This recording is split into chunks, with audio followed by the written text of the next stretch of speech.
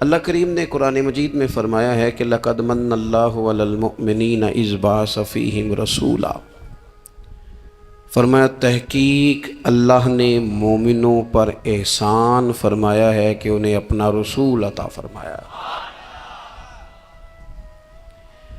اس کا صرف ترجمہ کبھی بندے کی سمجھ میں آ جائے نا تو سارا میلاد اس کی سمجھ میں آ جاتا ہے۔ صرف اس آیت کا آسان سادہ ترجمہ اگر سمجھ لیا جائے کہ رب کہتا ہے میں نے احسان کیا تم پر، تمہیں اپنا رسول دے دیا ہے۔ وہ دو عالم کی رحمت ہیں، وہ جہاں چاہتے وہیں رہتے، یہ تو ان کی مہربانی ہے کہ یہ عالم پسند آیا۔ نبی پاک صلی اللہ تعالی علیہ وسلم ہمارے اوپر رب کا سب سے بڑا احسان ہے، اور اللہ تبارک و تعالیٰ نے سسکتی، تڑپتی، بے چین، پریشان، تکلیف میں مبتلا اپنی مخلوق پر رحم فرمایا اور رسول کریم عطا فرمائے۔ نبی پاک صلی اللہ تعالیٰ علیہ وسلم کی تشریف آوری نے ایک ایک ذرے پر احسان کیا، حضور سے ایک ایک نگر، ایک ایک پتا فیضیاب ہوا، لیکن بعض چیزیں ایسی ہیں جنہیں خصوصی طور پر سرکار نے نوازا، بعض معاملات پر خاص کرم نوازی حضور نے فرمائی۔ ایک اہم مسئلہ ہے عقیدے کا مسئلہ۔ جس بندے کا کوئی عقیدہ نہیں نہ ہوتا، کوئی نظریہ نہیں ہوتا، کوئی اس شخص کا خاص مزاج نہیں ہوتا سمجھنے والا، ماننے والا، وہ بندہ بھی بیچارہ کوئی زندگی کا لطف نہیں اٹھا پاتا۔ اس کا کوئی نظریہ ہی نہیں ہے، کوئی سوچ ہی نہیں ہے، کوئی اس کی فکر ہی نہیں ہے اس نے کس طرف جانا ہے۔ عقیدہ نہ ہو بندے کا، یعنی دنیا میں معاذ اللہ کچھ ایسے لوگ پائے جاتے ہیں جو سرے سے اللہ تعالیٰ کوئی نہیں مانتے، زندگی کیسے گزرے گی؟ وہ اپنی توجہات کا قبلہ کسے بنائیں گے؟ اور پھر دنیا میں کچھ لوگ ایسے گزرے جو کئی خداؤں کے قائل، کئی، اور پھر اہل عرب کا تو یہ حال کہ 360 بتوں کے سامنے جھکتے۔ مجھے بتائیے جس بندے کو یہی خبر نہ ہو میرا خالق اور مالک کون ہے، جس کو یہی پتہ نہ ہو کہ میرا رزق کہاں سے آتا ہے، میں نے مانگنا کہاں سے ہے، جسے یہ خبر ہی نہ ہو کہ میری دعاؤں کا رخ کس طرف ہونا چاہیے، اس کی بھی کوئی زندگی ہے؟ نبی پاک علیہ السلام نے سب سے بڑا احسان یہ فرمایا ہے کہ ہمیں عقیدہ توحید سکھایا ہے۔ حضور نے ہمیں ہر جگہ سے چھڑا کے رب کریم کی بارگاہ میں سجدہ کرنے کا حکم دیا ہے۔ عرب کے لوگ جو تھے وہ بڑی وہم کا شکار تھے، بڑی اوہام پرستی کا شکار تھے۔ یہ آج کل عرب کے لوگ بھی بڑے اوہام پرستی کا قائل تھے۔ وہ جب قربانیاں کرتے تھے تو ان کا گوشت لا کے کعبے کی دیواروں کے ساتھ ملا کرتے تھے، یہ قبولیت کی علامت ہے۔ سارے کپڑے اتار کے کعبے کا طواف کرتے تھے، جب احرام باندھ لیتے، حج عمرے کا ارادہ کرتے تو دروازوں سے داخل نہیں ہوتے تھے۔ وہ کہتے تھے کہ دروازے گناہگار ہیں اور ہم چونکہ اب نیک کام کر رہے ہیں لہذا اوپر سے ہو کے آئیں گے۔ رسول کریم علیہ السلام نے انہیں ان سارے وہموں سے، ساری پریشانیوں سے، ان ساری بدشگونیوں سے نکال کے کہا اللہ تمہارا مالک ہے، اللہ تمہارا محافظ ہے، ہوگا وہ جو رب چاہے گا۔ ذرا سی بات پہ سہم جانا، ذرا سی بات پہ ڈر جانا۔ حضور نے لوگوں کو قوت فیصلہ عطا کی، اور اتنی بڑی قوت فیصلہ حضور نے دی کہ کل تک جو فیصلہ کر نہیں نہ پا رہے تھے، آج انہوں نے اس طرح کے فیصلے کیے کہ اپنی ساری کی ساری اولادیں لے کر وہ میدانوں میں کھڑے ہو گئے۔ وہ ڈٹ گئے کہ ہم نے کفر کے مقابلے میں جہاد کرنا ہے۔ انہوں نے طے کر لیا کہ حق کیا ہے، سچ کیا ہے۔ نبی پاک علیہ السلام نے ہمیں عقیدہ توحید دیا، اور وہ طے کر کے دیا ہے نبی پاک نے۔ سجدہ نبی پاک علیہ السلام تشریف فرما تھے تو کچھ جانوروں نے آ کے حضور کے قدموں پہ سجدہ کیا، پیش نظر ہے وہ نوبہار، اور سجدے کو دل ہے بے قرار، روکیے سر کو روکیے، یہی تو امتحان ہے۔ کچھ جانوروں نے جب سجدہ کیا تو صحابہ عرض کرنے لگے یا رسول اللہ صلی اللہ تعالیٰ علیہ وسلم ہمارا بھی دل کرتا ہے، تو حضور نے فرمایا بھی سجدہ سوائے رب کے کسی کے لیے جائز نہیں ہے، ہاں اگر جائز ہوتا تو میں خاتون سے کہتا کہ اپنے شوہر کو سجدہ کرے۔ نبی اس لیے عقیدہ توحید بندے کو مضبوط کر دیتا ہے۔ انسان جب عقیدہ توحید والا ہو جاتا ہے، اور نبی پاک علیہ السلام دنیا میں رب کی طرف بلانے آئے، وداعیا الی اللہ باذنہ وسراجا منیرا، حضور نے لوگوں کو اللہ کی جانب دعوت دی۔ جب انسان توحید والا ہو جاتا ہے تو مضبوط ہو جاتا ہے، وہ کسی سے نہیں ڈرتا، وہ سمجھتا ہے ہونا تو وہ ہے جو میرا رب چاہے گا، مجھے پریشان ہونے کی ضرورت کیا ہے۔ پھر اس کا بھروسہ بھی اللہ تعالیٰ پر، اس کی امیدیں بھی اللہ رسول سے، اس کی توجہات کا قبلہ بھی سارا ادھر ہی۔ تو حضور نے لوگوں کو عقیدہ دیا، مضبوط کیا۔ رسول پاک صلی اللہ تعالیٰ علیہ وسلم نے ذہنوں کو پختگی عطا فرمائی۔ تو سب سے بنیادی چیز حضور کا جو احسان ہے وہ عقیدہ ہے۔ پھر بعض خاص طبقات پر حضور نے خاص احسان کیا۔ آج بھی پوری دنیا میں ڈھنڈورا پیٹا جاتا ہے عورتوں کے حقوق کا، پوری دنیا کے اندر، اور بعض لوگ عورتوں کو بڑا دھوکہ دیتے ہیں، کہتے ہیں تمہیں حق نہیں ملتے لہٰذا تم سڑکوں پہ آ جاؤ، معاذ اللہ، تمہیں حق نہیں ملتے لہٰذا تم معاذ اللہ بازاروں کی رونق بن جاؤ۔ عورتوں کو بڑا پریشان کیا جاتا ہے حقوق کے تعلق سے۔ نبی پاک علیہ السلام کی آمد سے پہلے کوئی خاتون کے ساتھ سلوک اچھا نہیں کیا جاتا تھا، اس کا کوئی جائیداد میں حصہ نہیں تھا۔ عورت کا خامد اگر فوت ہو جاتا تو وہ اپنے سسرال کے خاندان کی پراپرٹی بن جاتی، معاذ اللہ، اور جس کے مرضی چاہے سپرد کر دیتے۔ ہندوستان کے بعض علاقوں میں ایسی کبھی رسمیں بھی پائی جاتی تھی کہ بعض عورتیں اپنے خامد کے ساتھ جل جانا مناسب سمجھتی تھی کہ بعد میں کوئی زندگی تو ہوگی نہیں، اور بیوہ خاتون اور طلاق یافتہ خاتون، اس کے بارے میں تو لوگوں کا خیال تھا کہ شاید یہ خاتون بالکل سوسائٹی اور سماج کا حصہ ہی نہیں ہونی چاہیے۔ قربان جائیں، یہ اعزاز میرے نبی پاک نے دیا ہے۔ حضور نے پہلی شادی ہی اس خاتون سے کی ہے جن کا پہلے بھی نکاح ہو چکا تھا، اور خاتون کو حضور نے حقوق دیے، جائیداد میں حصہ دیا۔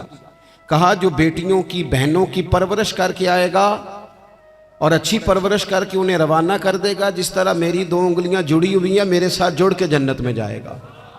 اور ایک روایت میں فرمایا کہ جب کسی کے ہاں بیٹی پیدا ہوتی ہے نا تو اللہ فرشتوں کو بھیجتا ہے، اور وہ اس کے گرد کھڑے ہو جاتے ہیں اور گھر والوں کو سلام کہتے ہیں، اور کہتے ہیں یہ ضعیفہ ایک ضعیفہ سے پیدا ہوئی ہے، یہ کمزور، یعنی صنف کے لحاظ سے کمزور نازک بچی ایک نازک ماں سے پیدا ہوئی ہے۔ فرشتے کہتے ہیں جو اس کی پرورش کرے گا نا اللہ قیامت تک اس کی مدد کرے گا، اس کی ہمیشہ مدد ہوتی رہے۔ اور نبی پاک صلی اللہ تعالیٰ علیہ وسلم کی خدمت میں آ کے جب خواتین نے کہا تھا نا یا رسول اللہ ہمارے تو دین دنیا کے معاملات میں مردوں کے تعلق سے کمزوری ہے، کئی دن تو ہم ویسے نماز نہیں پڑھ سکتی مہینے میں، کئی دن تو ہم ویسے عبادات کے قریب نہیں جا سکتی، جہاد پہ ہم نہیں جاتی، گواہی ہماری مردوں کے برابر نہیں، تو یا رسول اللہ صلی اللہ علیہ وسلم ہمارا بھی کوئی اعزاز ہے؟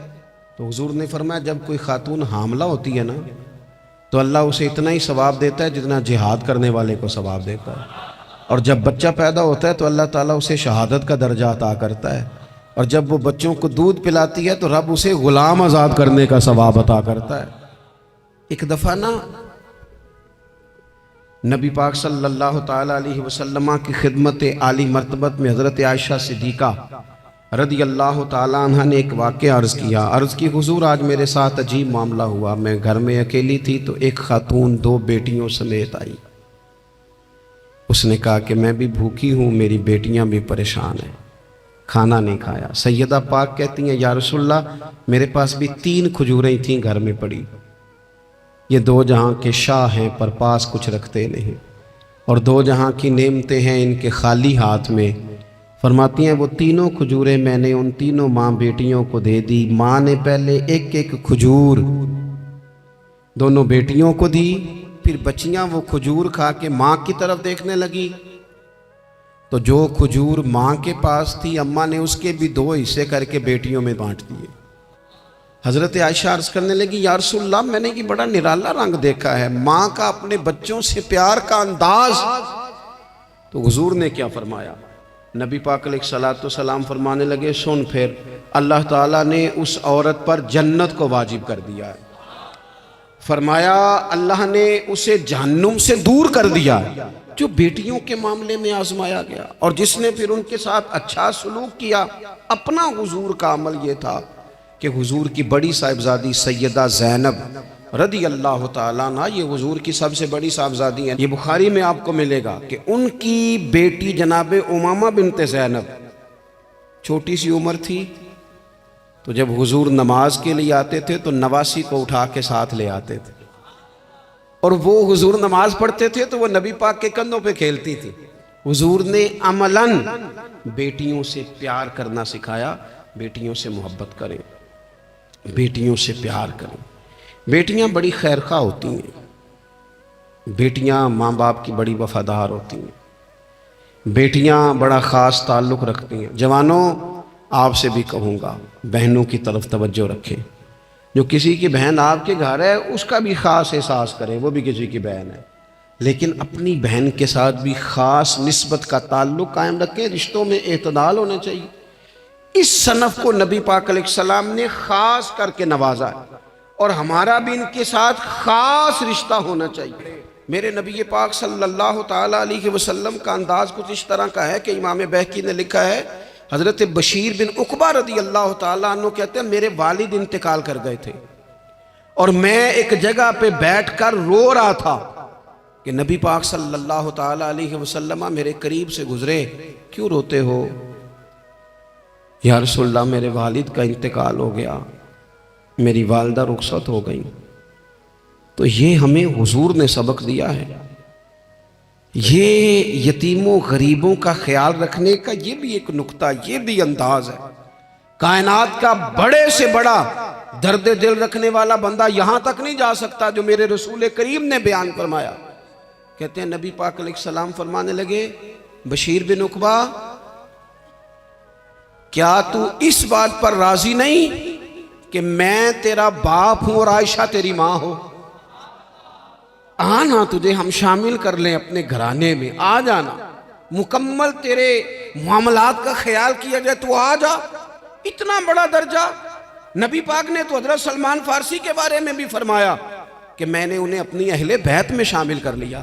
رسول اللہ صلی اللہ تعالیٰ علیہ وسلم غرباء کے لیے، مساکین کے لیے، یتیموں کے لیے، ناداروں کے لیے جو خاص احسان بن کے آئے۔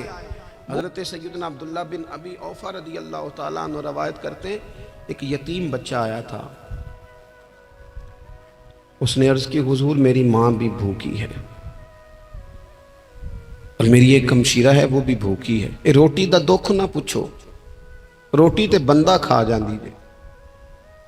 یہ جو بھوک ہوتی ہے نا، بھوک، بہت سارے لوگ نا، میں ایک شادی میں تھا تو وہاں ایک دو لوگ کھانا کھا رہے تھے، تو بعض لوگ انہیں دیکھ دیکھ کے مذاق کر رہے تھے، ویڈیو بنا رہے تھے، کہتے دیکھو کھانا ہی نہیں آتا، کیا انداز ہے، سارا ان کا منہ جو ہے وہ کھانے سے بھر گیا، ہاتھ دیکھو کہاں تک ان کے لتھڑ گئے، کیا انداز ہے۔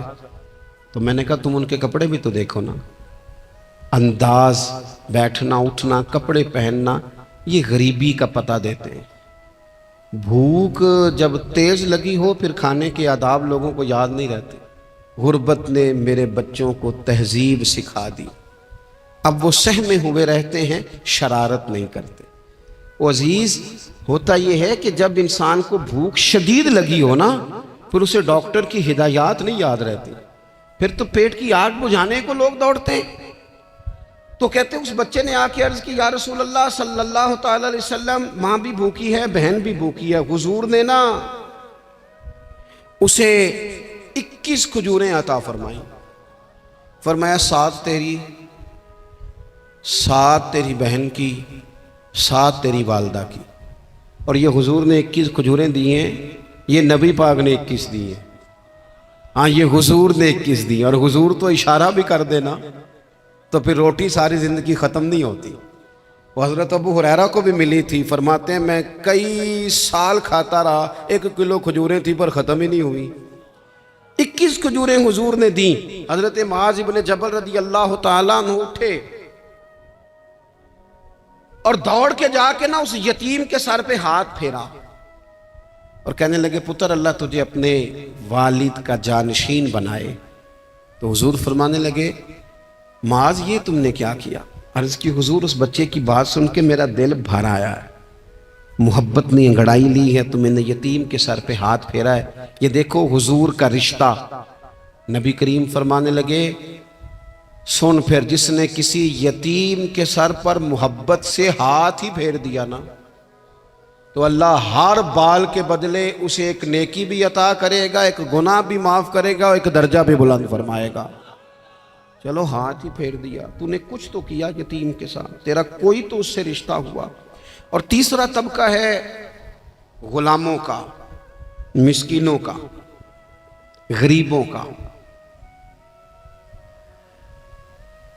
میں اور آپ اس ملک میں رہتے ہیں جہاں کچھ لوگوں کو کھانا بھی نہیں وقت پہ ملتا، اور کچھ لوگ 5 لاکھ روپیہ گاڑی کا اس لیے اضافی دے دیتے ہیں کہ مجھے ذرا نا نیو ماڈل جلدی چاہیے.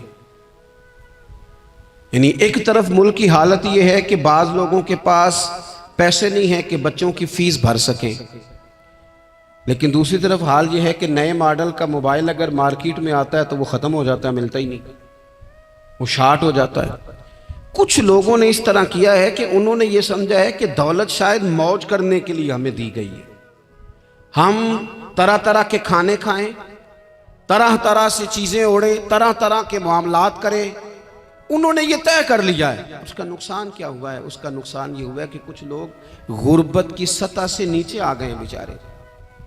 نبی پاک کا جو احسان ان غریب لوگوں پر ہے. حضور علیہ السلام کے پاس نا حضرت عبداللہ ابن عمر روایت کرتے ہیں اور طبرانی میں موجود ہے، حضور کے پاس نا 10 دینار تھے. ہمارے پاس بھی پیسے ہوتے ہیں نا. یعنی مولا علی شیر خدا کرم اللہ تعالی وجہہ الکریم مزدوری کر کے نکلے تو 2 کلو کھجوریں تھیں. حضور بس فرمانے لگے 1 کلو میرے بچے کھائیں گے اور کلو مدینے کے غریب بچے کھائیں گے. یعنی کل 2 کلو ظاہری طور پر کھجوریں ہیں، اس میں بھی دوسروں کا حصہ. ہمارے پاس جو مال آتا ہے اگر تھوڑا سا نا ہم اسے یہ نہ سمجھ لیں کہ میرا ہی حق ہے، کسی کو اس میں سے ایک لقمہ بھی نہیں ملنا چاہیے. اگر ہم تھوڑا سا نا دل کشادہ کریں تو 3 لوگوں کا کھانا 4 بھی کھا سکتے ہیں، 4 کا کھانا 5 بھی کھا سکتے ہیں، 6 کا کھانا 7 کا کھانا 10 بھی کھا سکتے ہیں. شرط یہ ہے کہ دل کشادہ ہو. دل دریات سمندروں ڈونگے کون دلاں دیا جانے، تھوڑی سی نا کشادگی پیدا کی جائے. حضرت عبداللہ ابن عمر کہتے ہیں نبی کریم علیہ السلام کے پاس نا 10 دینار تھے. ویسے تو کائنات ہی میرے نبی کی مٹھی میں ہے، لیکن ظاہری طور پر 10 دینار تھے. حضور ایک دکان پہ گئے، 4 دینار کا حضور نے ایک جوڑا خریدا، کپڑے خریدے. وہ قمیض حضور نے پہنی تو ایک انصاری آگے بڑھ کے عرض کرنے لگے حضور میرا بڑا دل کر رہا ہے، یہ مجھے نہیں دے دیتے آپ؟ تو حضور خوش ہو گئے. یہ میرے محبوب کا دروازہ ہے کہ جب کوئی مانگتا ہے تو حضور خوش ہو جاتے ہیں. نبی کریم سے مانگا اس شخص نے تو حضور خوش ہو گئے اور محبوب نے وہ کرتا وہ کپڑے اتار کے اس انصاری کو عطا کر دی اور 4 دینار کے اور خرید لیے، باقی بچے 2 دینار. نبی کریم وہ لے کے نکلے، رخصت ہوئے گھر جانے کے لیے تو رستے میں خاتون کو روتے ہوئے دیکھا. حضور رک گئے، فرمایا کیوں رو رہی ہو؟ عرض کرنے لگی یا رسول اللہ صلی اللہ تعالی علیہ وسلم میں فلاں آدمی کی کنیز ہوں، نوکرانی ہوں، اس نے آٹا لینے بھیجا تھا 2 دینار کا، وہ 2 دینار گم ہو گئے. حضور نے 2 دینار اسے عطا کر دی. وہ دیے تو پھر رو رہی تھی. فرمایا اب کیوں روتی ہو؟ کہنے لگی یا رسول اللہ ڈرتی ہوں دیر بڑی ہو گئی یا مار ہی نہ پڑے. تو حضور نے فرمایا چل نہ میں تیرے ساتھ چلتا ہوں. حضور ان کے گھر گئے، وہ اہل ایمان کا گھر تھا جن کی وہ کنیز تھی. جا کے کہا السلام علیکم، اندر سے جواب ہی نہیں آیا. پھر فرمایا السلام علیکم، کوئی جواب ہی نہیں آیا. محبوب کا طریقہ مبارکہ تھا 3 دفعہ دستک، پھر واپسی. تیسری دفعہ کہا السلام علیکم تو وہ سارے بول پڑے وعلیکم السلام یا رسول اللہ. حضور ماں باپ قربان. تو حضور فرمانے لگے میں نے پہلے بھی 2 دفعہ سلام لیا، بولا کوئی نہیں. کہا یا رسول اللہ اپنے نصیب تھے نا کہ ہم پہ سلامتیاں بھیج کون رہا ہے، ہم نے سوچا ذرا 3 دفعہ مل جائے سلامتی. ذرا مل جائے نا، حضور سلامتی بھیج رہے ہیں تو آتی رہے نا۔ تو محبوب کریم علیہ السلام فرمانے لگے یہ تمہاری کنیز وہاں کھڑی رو رہی تھی، اس بیچاری کے 2 دینار گم ہو گئے تھے، اسے دوبارہ سامان لاتے کچھ دیر ہو گئی، اس پر سختی نہ کرنا، مارنا نہ۔ غلام کہنے لگے حضور اس خاتون کے قربان جائیں جو ہمارے کریم رسول کو ہم جیسے غریبوں کے گھر تک لے آئی ہے، مارنا کیا، ہم اسے آزاد کرتے ہیں، یہ آزاد ہے اللہ کی رضا کے لیے۔ یہ دیکھو یہ میرے نبی پاک کا انداز ہے۔ حضور نکلے تو جناب عبداللہ ابن عمر فرماتے ہیں رسول کریم فرمانے لگے شکر ہے اللہ تعالیٰ کا، 10 دینار تھے، ایک انصاری نے بھی قمیض پہن لی، میں نے بھی قمیض پہن لی، اور رب نے کنیز کو آزاد بھی فرما دیا۔ یہ انداز ہمیں نبی کریم نے دیا ہے۔